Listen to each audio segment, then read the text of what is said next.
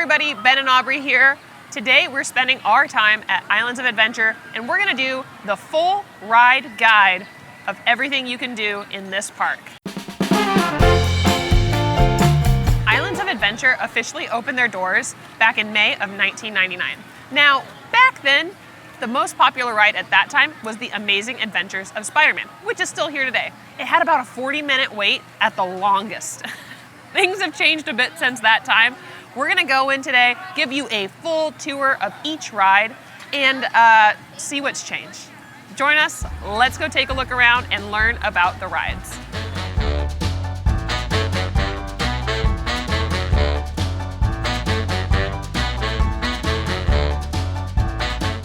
So we're walking through Port of Entry right now.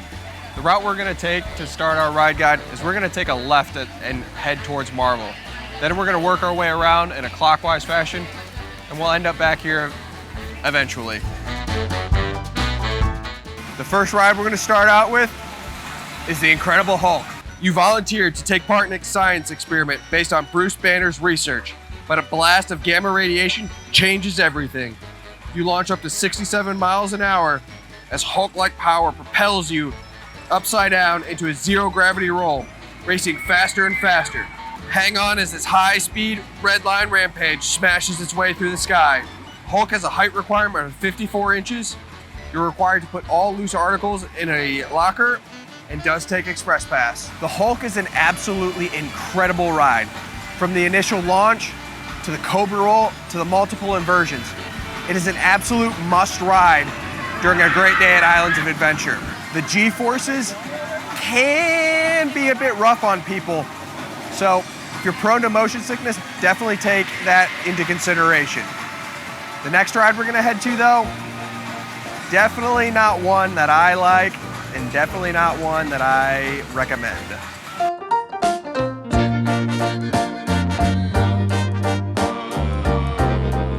Force Accelatron. You either love it or I think you hate it. Ben hates it and I love it. The evil Magneto is plotting to take over the world. If Storm can harness enough thunder and lightning, she can blast him into oblivion. Board Professor Xavier's power generator and spin as fast as you can. The faster you go, the more thunder and lightning you'll create. The fate of the planet is literally in your hands. Storm Force is a kid-friendly ride. Although, if your kid is under 48 inches, you do need a supervising companion with them.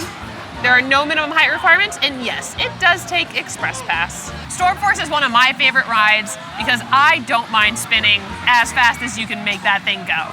If you are into spinning around in circles, let me know. Happy to ride it with you. Happy to see who hurls first, because I don't tend to get motion sick. But if you're in for spinning, this is your ride. It is tucked kind of back away, so it's behind the Hulk. I think it's kind of hidden, honestly. I don't think a lot of people know about it, but if you're in for a spin, Storm Force is your girl. The next ride in Marvel Superhero Island is Dr. Doom's Fearfall. Personally, one of my favorite rides. Dr. Doom is testing his latest invention, a machine that sucks the fear out of people. His plan? Use the fear he collects as a weapon against the Fantastic Four. His henchmen will strap you in a seat, blast you into the sky, and then without a second to catch your breath, hurl you back down with a face-melting force stronger than gravity itself. Dr. Doom's Fearfall has a height requirement of 52 inches and does take Express Pass. Dr. Doom's Fearfall is one of my favorite rides.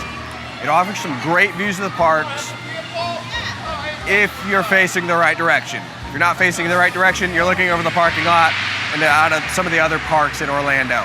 Aubrey won't really ride this ride with me anymore, so if you ever find yourself in the park and want to ride Dr. Doom's with me, feel free to let me know, and we'll be sure to beat the Fantastic Four.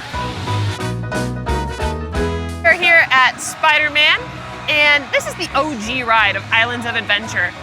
I will say, for being around since 1999, this ride is absolutely fantastic.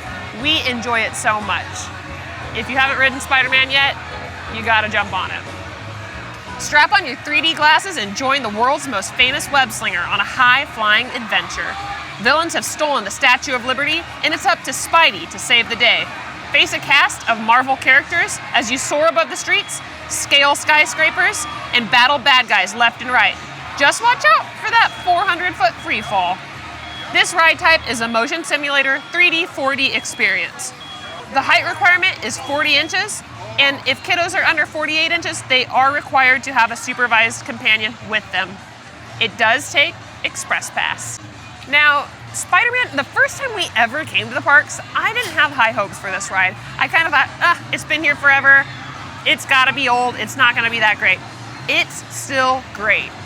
24 years later, this ride is something you have to get on, and we will today. We've made our way over to Toon Lagoon from Marvel, and the first ride over here that we want to point out is Popeyes. Get set for spectacular splashes and lots of silliness. That blowhard Bluto has made off with Popeye's best gal, Olive Oil, and the only way to save her involves an 18-foot octopus and lots of water. Hold on tight as you brave your way through raging rapids. You'll laugh, you'll scream, you'll be really wet and squishy. Popeyes is a water ride. It has a height requirement of 42 inches, and if they're under 48 inches, kiddos do need a supervised adult with them. Popeyes does provide Express Pass, and there is a child swap area available here. Popeyes is one of those rides where if you ride it, you are guaranteed to be soaked from head to toe. Now, I personally love Popeyes ride. It isn't anything too crazy. There are no major drops, really. You're just gonna get soaked. And on a nice hot floor today, this ride's actually pretty fun. Just be sure to bring a change of shoes.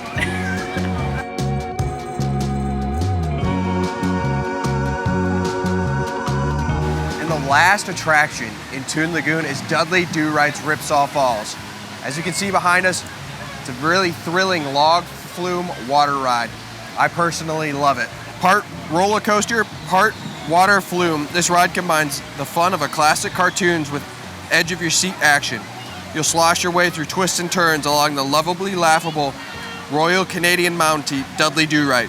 As you approach a nail-biting 75-foot drop, get ready to whoosh down the track for the biggest splash of your life. The height requirement for this ride is 44 inches. However, if your kiddo's under 48 inches, it requires a supervising companion. And yes, this ride does take Express Pass. As opposed to Aubrey, this is my favorite water ride in Toon Lagoon. It's a bit of an awkward seating arrangement as you'll straddle the person in front of you. So riding with strangers can get a bit awkward. The queue is also not as exciting as, say, a Velocicoaster. It's definitely showing its age a little bit, but during the summer, if you need to cool off, this is a great way to do it. Now that we've finished up Toon Lagoon, let's go make our way to Kong and Jurassic Park.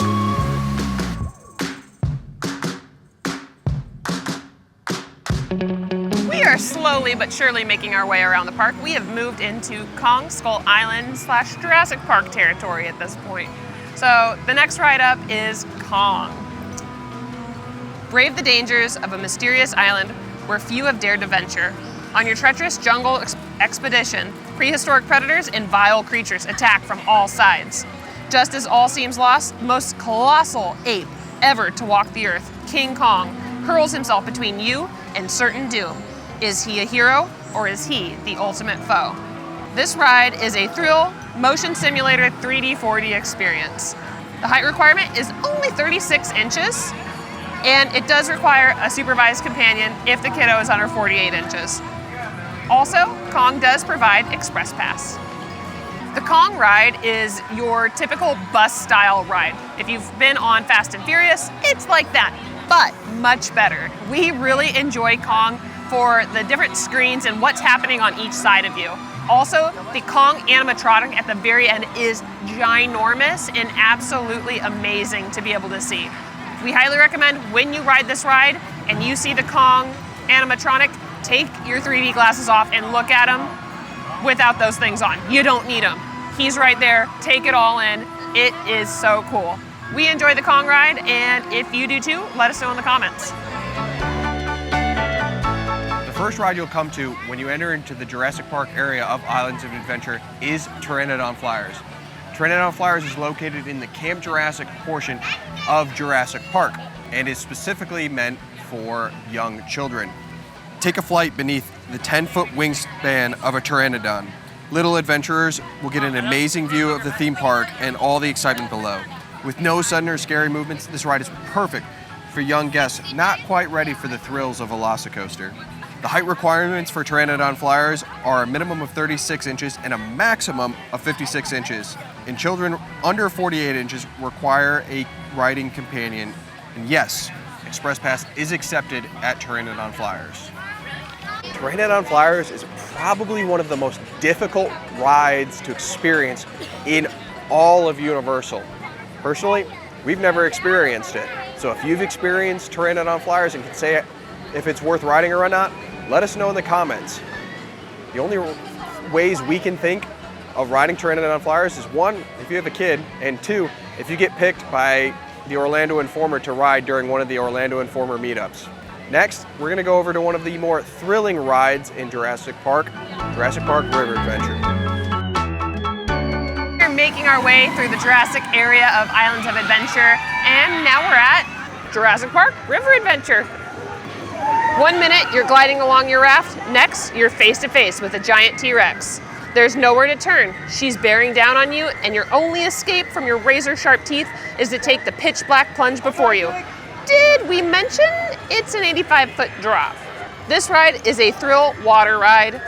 Height requirement is 42 inches, and yes, if you're under 48 inches, you do need a supervising companion with you. Also, Jurassic Park River Adventure is one of those rides that, as a kid growing up, I remember seeing on TV going, I want to ride that. And it is pretty darn awesome. Now, the animatronics are getting a little old and worn, so there's a little bit to do of repair there, but overall the ride experience is absolutely wonderful and we thoroughly enjoy it. Also, that drop is quite steep and very fun, but you definitely end up laughing at the end. One thing I do want to point out is the raptor encounter. Now, it is not a ride, but it is a really fun attraction where you can either meet a baby raptor or you can meet the full-grown Raptor Blue. Highly recommend, if you're very interested or just even a little curious, to try the raptor encounter out. Petting a baby raptor is so cute. Velocicoaster, a ride you cannot miss. Speed through the jungle, rising high above the terrain. It's the apex predator of roller coasters, the Jurassic World Velocicoaster. Now you can board your vehicle for a high-speed dash through the park's raptor paddock. Feel the rush of the hunt as you race alongside nimble predators, twisting and soaring above the land and water. This is definitely a thrill ride, but one key note is no loose articles are allowed on the ride, and you will go through a metal detector. The height requirement is 51 inches, and it does take Express Pass now. Velocicoaster is the best ride in this park, in my opinion. It is such an awesome roller coaster. You go upside down. You go about 70 miles per hour at the fastest speed, and it's just a smooth ride that is so fun. Whether you're in the front, the very back, or even in the middle seat, you're gonna enjoy your time on this ride. And if you're a roller coaster person at all, it is definitely a must-do in our book. Well, those are all the rides in the Jurassic Park area. Time for a little magic. Let's go to Hogsmeade.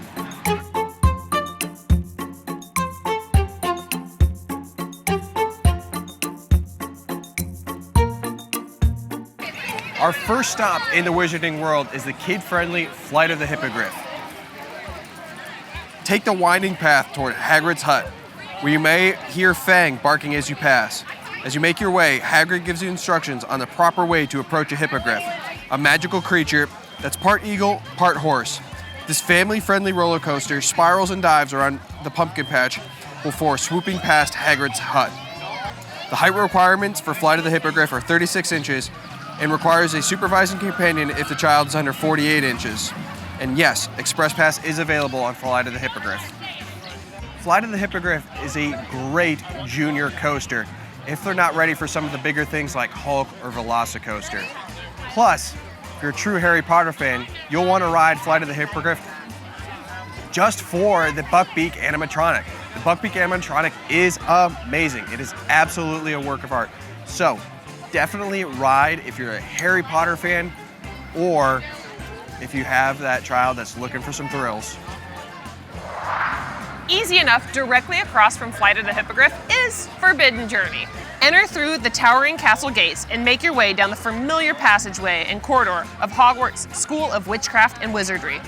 Then soar above the castle grounds as you join Harry Potter and his friends on a thrilling adventure. Groundbreaking, state-of-the-art technology, and a little magic create a one-of-a-kind ride. For the Harry Potter aficionado, Forbidden Journey is a must-do. When you go through the queue, there are so many Easter eggs from all of the movies that you have to see, enjoy, and experience. I don't think there is a more well-themed queue in the entirety of Universal Studios or Islands of Adventure, either of them. Forbidden Journey is absolutely wonderful. On top of it is quite the experience of a ride. However, if you're prone to motion sickness, this one might be something you want to be a little careful on. I believe Ben closes his eyes during a few moments, just so he doesn't get sick. But nonetheless, Forbidden Journey, go do that ride. We love it. Hagrid's is probably one of our favorite rides in all of Islands of Adventure, and probably all of Universal itself. It's a technical masterpiece. There's tons of launches. You go back, there's a drop, and for those Harry Potter fans, you see a ton of animatronics like Fluffy, a unicorn, and Blast-Ended Scroots if you're a book lover. This ride does get very busy, however. We've seen it upwards of 90 minutes during early park admission, and during the busy times like spring break, it gets upwards of 3 hours. So if you see Hagrid's at below 90 minutes, definitely take advantage and hop in line. We highly recommend riding Hagrid's during early park admission. If you want to see some of our top 5 tips for crushing early park admission in Islands of Adventure, check the video out in the description box. Last Ride in the Wizarding World is very unique in its own because it's not only a ride but a form of transportation. And we're talking the Hogwarts Express. Travel between King's Cross Station in London areas of Universal Studios Florida and Hogsmeade Station in Universal Islands of Adventure. Each way is a different experience, but additional restrictions do apply. You gotta have a park-to-park pass. This ride is child-friendly. You are required to have a supervised companion if you're under 48 inches, and it does take Express Pass. If you have that park-to-park ticket, make sure you take advantage of riding the Hogwarts Express. Not only is it just a good way to get from park to park, but it is such a cool experience seeing the ride both ways, which it is different depending on the direction you go, just so we're clear. Make sure you ride it both directions and take in all the ambiance that is the Wizarding World. Quick trip for us in the Lost Continent. On to our next land, which is Seuss Landing. We have made it to Seuss Landing. I don't know if you can tell, it's getting pretty hot out. It's been a pretty adventurous day so far, but we're getting there, and this is the last land. The first ride we're gonna talk about in this land is High in the Sky, Seuss Trolley Train Ride. As you wait to board the slow-moving trolley, you'll be treated to a retelling of the Sneetches. Then sit back and relax as you wind your way above the imaginative buildings and rides of Seuss Landing. There are 2 ride tracks. One continues the story of the Sneetches, while the other takes you through the ABCs of your favorite Seuss stories. This is a kid-friendly ride. The height requirement is 36 inches, and if you're under 48 inches, you do need a supervising companion. High in the Sky Seuss Trolley Train Ride does take Express Pass. High in the Sky is our favorite ride in Seuss Landing. Like, it's hard to argue because there's such great views and it's just such a cute ride. We love that there's 2 different tracks, and it's a cool way to just get off your feet for a little bit, enjoy the theming, and have a nice little scenic view of the parks. Let's go check out what other rides we have here in Seuss Landing. The next ride we'll cover in Seuss Landing is the Carousel. Ob's personal favorite. Big eyelashes and all. Not only can you climb aboard a creative cast of Dr. Seuss characters, you can make their eyes blink, their ears wiggle, and their heads turn. Little ones will love the sensationally Seussian twist on the classic carnival ride. If you look up high, you'll see Horton the elephant carefully guarding his special dandelion and its microscopic inhabitants. This is a kid-friendly ride with no height minimum. However, if your child is under 48 inches, it does require a supervising companion. And yes, Carousel does take Express Pass. The Carousel is a creative take on a classic carousel. The creatures are cute, but I don't know if I'd wait probably over 15 minutes for it. But if your kid wants to experience a ride on a cute Seuss creature, they'll enjoy this ride for sure. Just across from the Carousel, you have One Fish, Two Fish. It's a pretty cute ride. If you've seen the Dumbo attractions over at Disney, it's a lot like that. But let's talk about it. Climb inside your very own Dr. Seuss Flying Fish. It's equipped with easy-to-use controls that let you maneuver up, up, up, and down, down, down, as you gently glide around an array of fountains that squirt water in time to a musical rhyme. Make sure you pay attention to the words and do what they say, or you just might get wet.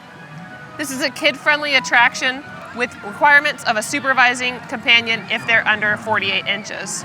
There is no height minimum, and yes, One Fish, Two Fish does take Express Pass. One Fish, Two Fish is a pretty darn cute ride in Seuss Landing. I might have mixed feelings about it though, because I'm not the biggest fan of getting wet on rides, and if I wanted to do this style of attraction, I could go over to Studios and do that without getting wet. So, you know, take it as you will. It is kind of fun and silly to get on the ride and maneuver the fish and see if you avoid the water or not. Or sometimes, as Ben would, just give somebody a little payback and let them get wet. We are about to go to our very last ride of this tour. Onward to Cat in the Hat. Last but not least, Cat in the Hat. The truly Seuss-alicious ride in Seuss Landing. Who hasn't wished they could disappear into a Dr. Seuss story? Now you can. Grab a seat and swerve this way and that through one of Dr. Seuss's most beloved classics. Each scene has been vividly recreated with colorful characters and crazy motion as you twist from room to room, trying to clean up after the Cat in the Hat before Mother comes home. Cat in the Hat is a motion simulator, kid-friendly ride that has a height requirement of 36 inches. If your child is under 48 inches, it does require a supervising companion. And yes, the Cat in the Hat does take Express Pass. Cat in the Hat is probably the most whimsical Dr. Seuss ride in all of Seuss Landing. However, it is getting a bit dated, and the animatronics are a bit creepy.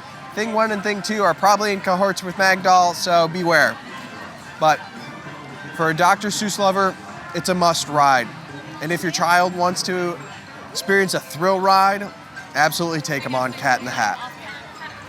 Thanks for joining us on this entire tour of all of the rides at Islands of Adventure.